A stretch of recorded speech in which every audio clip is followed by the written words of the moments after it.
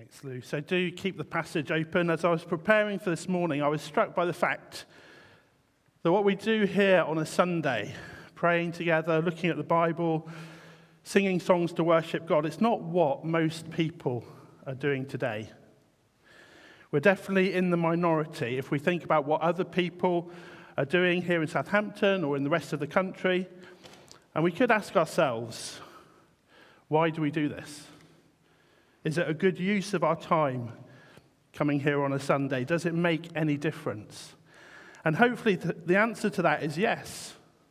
It is worth meeting together. It is helpful to sing and to pray and to listen to God's word together. And there's a lot in this passage that we're looking at this morning, the one that Kevin just read to us. And if we ask the question, what is this all about? Having read it, we might say, it's about faith. It's about the importance of faith or the effect that faith can have. And it's also about paying taxes, something that all of us do, probably more often than we realize. And if we ask the question, what happens in this passage, then the answer is slightly different. There are miracles here, and there's movement, and there's questions from different people, and words that Jesus spoke which seem to express his frustration, but which also contain hope and a clear reminder of what Jesus was about to face. But before we get into the detail of all that, let's just pause and let's think about the context of this passage and what's already happened. We're working our way through Matthew's Gospel. As Lou said, it's Matthew's account of Jesus' life. We're up to chapter 17 now, which is just a bit over halfway through the book. But in terms of what's happening, we're getting close to the end of Jesus' life. He's been doing miracles, he's been teaching his disciples, opposition has been growing from the religious leaders, and now, after a few years of all that, Jesus begins to speak clearly to his disciples about what's going to happen to him next. And Peter, in the previous chapters, just answered the question, who do you say I am? And he correctly identifies Jesus as the Messiah, the Son of the living God. But then when Jesus said that he's going to Jerusalem to be handed over to the authorities and killed, Peter doesn't like that. His reaction is to take Jesus aside, and he says to Jesus, this will never happen. Never. And we can understand why Peter would say such a thing. He cares deeply about Jesus, but he's clearly got it wrong. And so Jesus tells him that he's a stumbling block. He's an obstacle. Peter doesn't understand what God is doing. He's only concerned about human things. That's what Jesus says. And if you think about it, that must have been a shock to Peter. Hard for him to hear, but something for us to think about too. What are we most concerned about this morning? Here we are. What's on our minds? What's in our hearts? Do we have in mind God's concerns? Do we have in mind human concerns? If we're honest, that's quite a challenge, isn't it? And what would we say about Jesus? If someone asked us, who would we say Jesus is? Is he the Lord of our lives? Is he the one who has control over the things that we do, the things that we say? Is he the one that we trust to save us, to help us, to guide us? Let's be clear, it's obviously not wrong to have human concerns, all of us do, but it's a big mistake to react like Peter does and to think that we are the ones who know what should happen, what shouldn't happen, or if we try to restrict or limit Jesus in terms of what he can or should do. Last week we looked at chapter 17, the beginning of chapter 17, where Peter, James, and John are taken by Jesus up a mountain. And we know what happens there. Something extraordinary happens there. Something unexpected happens. And they witness Jesus' transformation. And part of Jesus' true nature is revealed to them, his true identity. And there's Moses and Elijah who appear. They speak with Jesus. We're not told what they say or what they talk about, but Peter starts to make some suggestions, and then they're all covered by this cloud, and they hear the voice of God saying about Jesus, "This is my son. Listen to him." Hard to imagine, but this experience, we're told, is terrifying for the three disciples. They are overwhelmed. They fall to the ground. But Jesus says, "Don't be afraid." And then he says, "Don't tell anyone about this until I've been raised from the dead." And it's always good to think about the things that Jesus says and what he does, and to keep reading about these things, because, to be honest, it happened a very long time ago. Jesus lived, he died, he rose again, that's what we believe, but it can all seem quite distant and unreal in everyday life. And I think we need to keep being reminded of these things in order to enter into the reality of who Jesus is, the reality of his existence, the power of his teaching. We need to feel the impact of his words and the emotion of being caught up with his life. Because following Jesus isn't something we do in theory. It's not something that we just talk about from time to time. It has to be practical. It has to be real. We have to live it out. And on their way down from the mountain, the disciples are asking Jesus questions. And I'm sure we would have been asking questions too. They have questions about Elijah, about the things that they've heard taught about Elijah. And Jesus helps them to understand a bit more about what's going on. They make the connection between what happened to John the Baptist.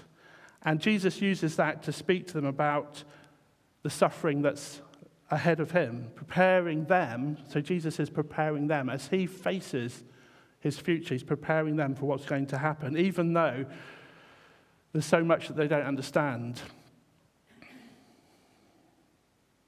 Now, this emphasis on suffering and on what's about to happen to Jesus, we need to take on board as well, I think. Jesus was really focused on completing everything that his Father had called him to do. He knew what was ahead, and he wasn't afraid. When they descended from the mountain, there was a crowd waiting for them.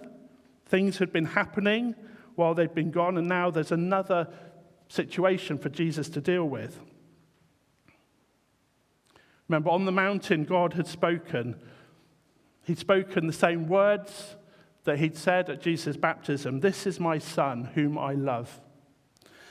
A son who, we've been told, is soon going to suffer at the hands of men.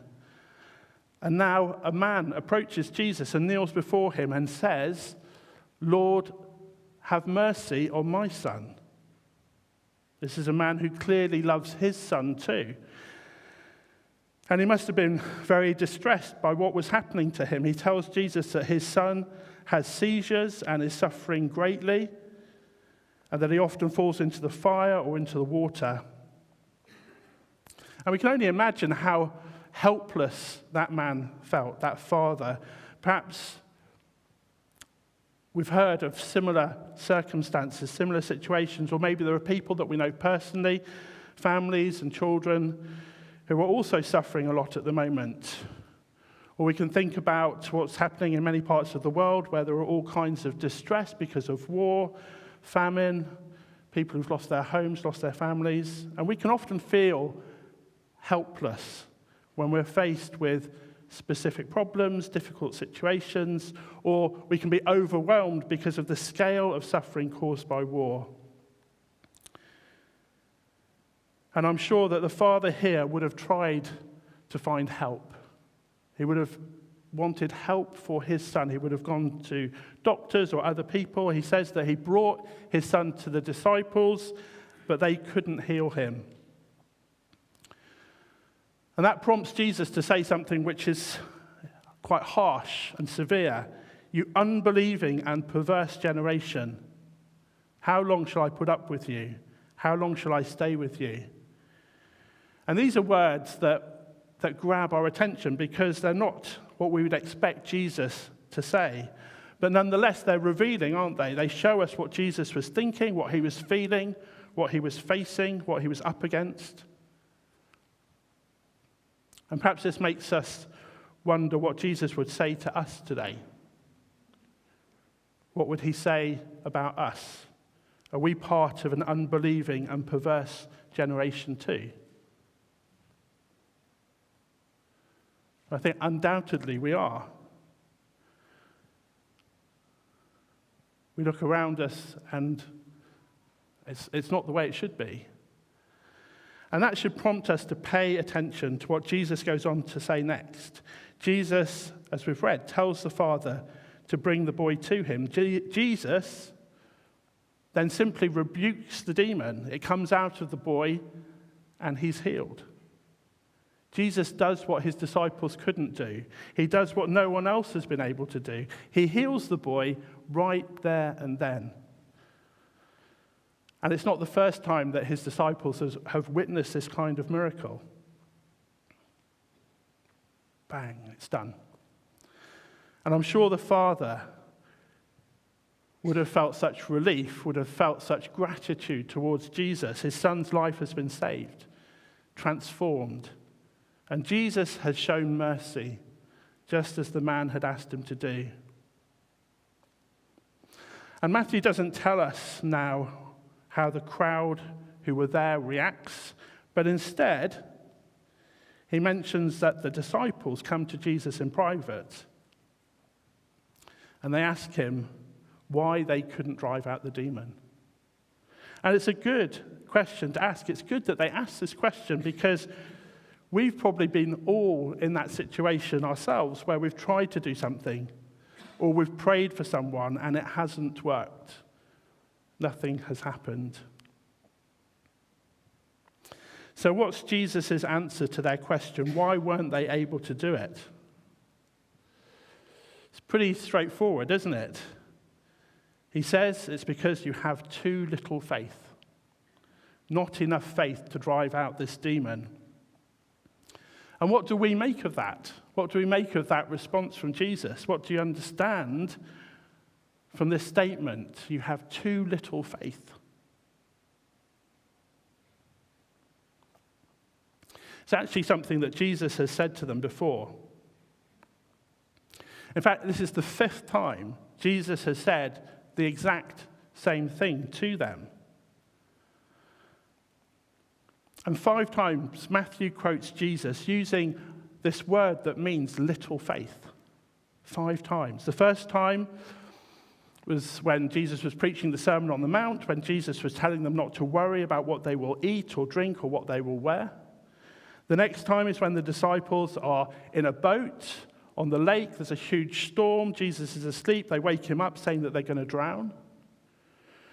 After that, it's the time when Peter sees Jesus walking on the water and tries to do the same, but then starts to sink when he takes his eyes off Jesus. And then in chapter 16, so just the previous chapter, the disciples, again, are crossing the lake, and they've forgotten to bring bread with them. But they've also forgotten about how Jesus fed the 5,000 and the 4,000 with just a few loaves of bread and fish. And in each of these situations, Jesus highlights the littleness of their faith. And in answer to their question, why couldn't we drive out the demon, Jesus is very honest. And he gives them a straight answer. Too little faith. But then he goes on to encourage them, I think. He says, truly I tell you, if you have faith as small as a mustard seed, you can say to this mountain, move from here to there, and it will move. Nothing will be impossible for you. It's encouraging, isn't it? It seems that only having a little faith, a tiny little amount of faith, is not a problem. Having no faith at all, being part of an unbelieving generation, is a different matter. But having a little faith, with a little faith, we can move mountains. And we can easily find ourselves in the same situation as the disciples here. or feeling the same thing, a sense of disappointment or frustration or confusion because we don't see answers to our prayers, or that things that we try to do fail. But perhaps Jesus wants to draw our attention not to how much faith we have, but who our faith is in. There's a suggestion here that the disciples may have been focusing too much on their own abilities when they were trying to help the man's son, because the question they asked Jesus was, why couldn't they drive out the demon? Earlier on, Matthew tells us that Jesus had given them authority to drive out impure spirits and to heal every disease and illness, but it wasn't their power or authority that produced the miracles or brought about healing. It was always God's power, God's doing. And even with Jesus, this was true. He said quite clearly that he only did what he saw his Father doing. And on the day of Pentecost, Peter, the same Peter, spoke about Jesus and said these words: Jesus was a man accredited by God to you by miracles, wonders, and signs, which God did among you through him. So when Jesus performed miracles, it was God working through him. And then Peter and John, they helped a man who had been lame since birth and was begging at the temple courts. And afterwards, when people saw what had happened, Peter asked them, "Why do you stare at us, as if by our own power or godliness we had made this man walk?" So the implication is clear. The miracles don't happen because of any power or goodness or godliness that we possess in ourselves. Faith that can move mountains is faith in the God who made the universe. It's believing in him that makes all the difference. In one sense, I think we would all love to be able to heal people, to perform miracles. But it's something that only God can do. If we want to see miracles, if we want to see people healed, then what we need to do is to put all our trust, all our confidence in God. And in faith, ask him to do the things that are beyond us, beyond our power, beyond our ability. And that's what we're encouraged to do when we read Matthew's gospel or any of the three gospels. Faith, or four gospels, the other three gospels, faith is only mentioned a few times, a handful of times. But when it is, it's almost always people coming to Jesus for healing, asking Jesus to heal them. And often they're commended for their great faith, or they're told that their faith has healed them.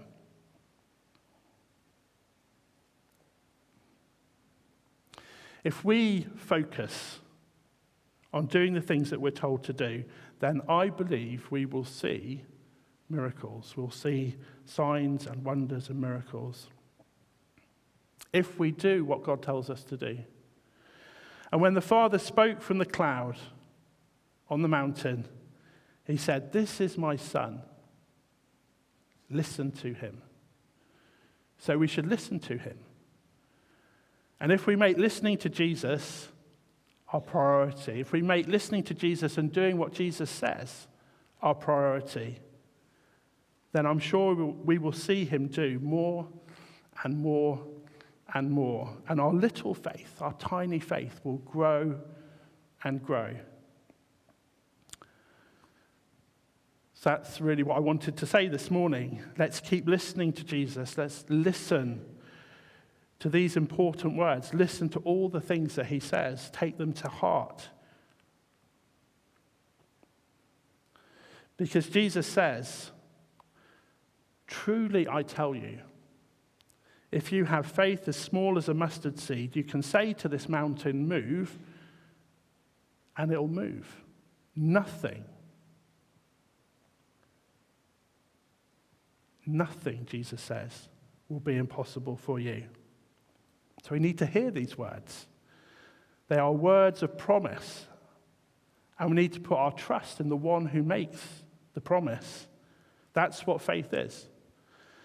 And faith really is the key to everything. Nothing will be impossible for you.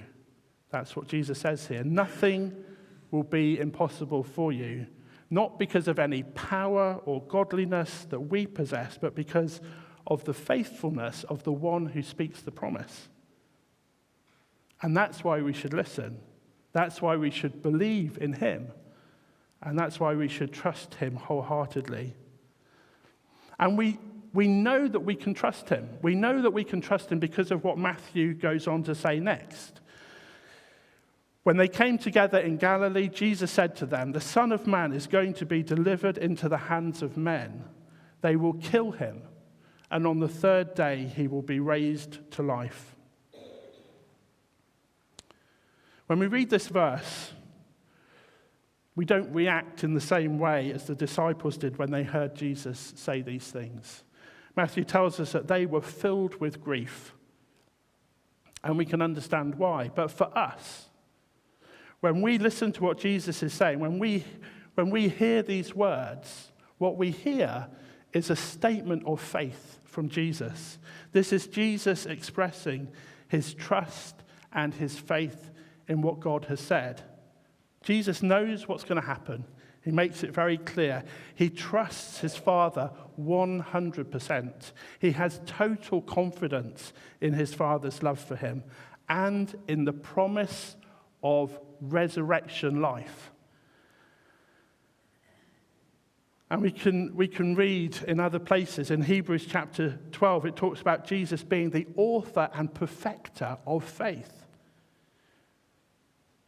who for the joy set before him endured the cross, scorning its shame. Jesus went to the cross full of faith. Jesus had unswerving, unshakable faith, complete trust, total conviction. And because of that, we can have hope. Jesus is the pioneer, the one who goes first, the perfecter of faith. He is our inspiration. He is the foundation of our trust in God. Our hope is built on nothing less than Jesus' blood and righteousness. We sing that, don't we? And then Matthew tells us that Jesus and his disciples journey a bit further. This time it's just a short distance to Capernaum, where the collectors of the temple tax come to Peter with a question. And this is the question: doesn't your teacher pay the temple tax? And think about it. Peter's been through some real roller coaster moments, and here's another one. He tells them, yes, Jesus does pay the tax, but we don't know how Peter feels about this question, or if he's even sure of his answer. Does Jesus pay taxes or not? Was this some kind of trap to catch Peter out or to get Jesus into trouble? We just don't know. But we know that when he enters the house, it's Jesus who speaks first, and he asks Peter another question about taxes. From whom do the kings of the earth collect duties and taxes? From their own children or from others? And perhaps this is an easier question for Peter to answer. From others, he says. Then the children are exempt, Jesus says. No need for the children to pay any taxes. That's how it works. And it seems like Jesus is telling Peter that there's no need to worry. No need to worry about trying to find money to pay the temple tax or perhaps any of the taxes, because they are children of God's kingdom. And in Capernaum, Peter is back on home territory. It's his hometown. It's possible that being there reminds him of what he's left behind to follow Jesus. He's left behind his job, his security. He was a fisherman. He had a regular source of income. And perhaps like us, money is something that Peter worries about. And paying taxes is part of life and not much of a problem if you have a decent wage. But Peter has given up all of that to follow Jesus full time. He's given up fishing in order to become a fisher of men. So maybe all of that's going through his mind. But as always, Jesus has everything in hand. Even though he's said that they're exempt, Jesus is concerned about not causing offense or causing anyone to stumble over this. So he tells Peter to go fishing, and that the first fish Peter catches will have a coin in its mouth to pay the tax for both of them. That's incredible, isn't it? But what is Jesus doing here? Jesus is giving Peter an opportunity to listen to him and to trust what he says and to do what he says. And this is the way that faith is built up. This is the way that faith is strengthened.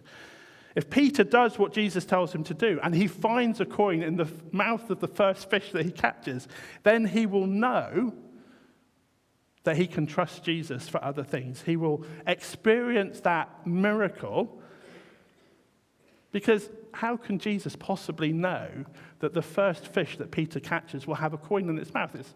It's ridiculous, isn't it? But it's not ridiculous, because Jesus knows everything. And Jesus is revealing, once again, something about himself, something personal to Peter, something that he would remember, something that will rebuild Peter's faith. Because the temple tax probably isn't a lot of money. But Jesus probably doesn't have any money. And he's wanting to demonstrate something to Peter. Remember before when Jesus said to Peter, "You are an obstacle, you are a stumbling block." Well, he's using the same word here when he talks about not causing offense. It's the same word. And he wants Peter to trust him. He wants Peter to trust him. Jesus wants Peter to trust him when Jesus says, "I have to go to the cross. I have to die." Jesus wants Peter to trust him when he says that on the third day he will be raised to life. For us, we know that this happens. For Peter, he doesn't. And these are hard things for Peter to accept or even to understand, and perhaps they're hard for us too. And we know that there are more challenges ahead for Peter, but Jesus is wanting Peter to have faith in him and to be able to trust what he says. And this situation with the temple tax and the fish is just a small but important step. And that's where the chapter ends. And as I said at the beginning, if we ask the question, what is today's passage all about? We'd probably say it's about building faith and paying taxes. And as it turns out, in this chapter, paying taxes is an opportunity for Peter to rebuild his faith and to restore his confidence, which is also why Jesus took him up on the mountain, I think. And the message for us is to listen to Jesus.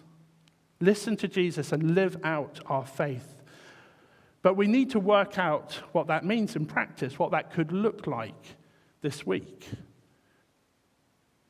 Nothing will be impossible for you. That's what Jesus said. But do we believe it?